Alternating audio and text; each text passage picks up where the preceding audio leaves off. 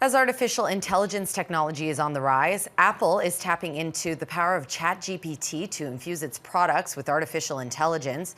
This will be part of the iOS 18 update coming this fall. The tech giant says AI can help users seek information, answer questions, and enhance their writing. It can also be used to enhance photos and videos, but AI has been controversial. Here with more information is computer science professor at the University of Toronto, Steve Engels. Steve, this is your area of expertise, so break this down for us. How do you see the new Apple updates impacting the user experience? Well, up to this point, all the voice assistants that have been put out by Apple and Google and Amazon have been really good at interacting with their systems, right? Able to look up, your photos, able to look up some basic information from the web, but it hasn't been able to go too far beyond that. They've always been limited by, what was kind of easily searchable. But with ChatGPT, they would now have the ability to ask more nuanced questions, to be able to get access to more information, and to be able to get it to produce more creative results. And so this is going to be a great benefit for people who want or feel like their current voice assistants are a little bit limiting. Hmm. Well, a lot of people feel uncomfortable when they think of AI. They think, it can be a little bit invasive. Do you see there being any ethical issues with this new technology? There's always a bit of a concern, especially with things like privacy. Now that we're using ChatGPT with things like Siri, it means that some of the requests that you're given are not just going to be held by Apple, but they actually get access to OpenAI as well. And so people are concerned about what kind of information they're going to be sharing in the use of these devices. But that's nothing new, right? We've been using a lot of free software, which we accept a certain amount of, or accept that we're giving up a certain amount of privacy in order to be able to use them.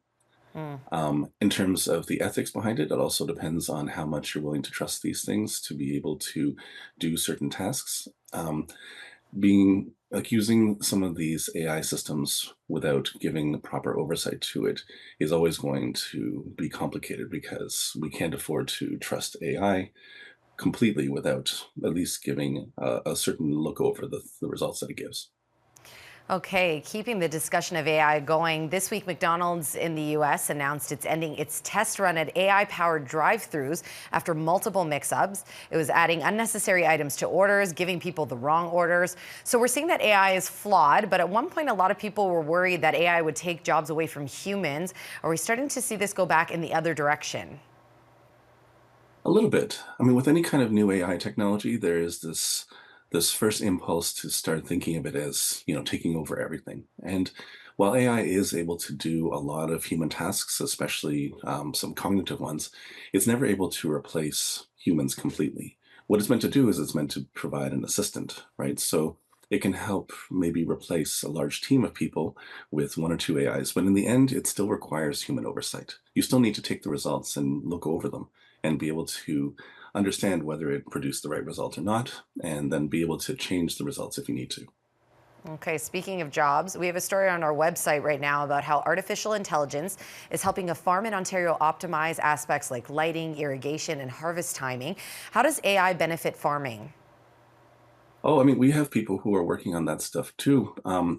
The idea is that there's a lot of tasks that happen on a farm that could be automated, and being able to learn and understand the farmer's patterns is no different from, say, your AI powers thermostat learning, what patterns you like to turn on or off your heat.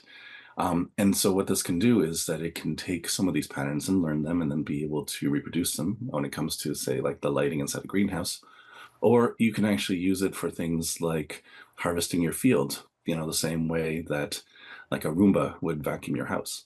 All the things that we use in our daily lives can be applied on a large scale to things like farming to help automate some of the stuff that doesn't require like humans to be able to go over and, monitor it personally.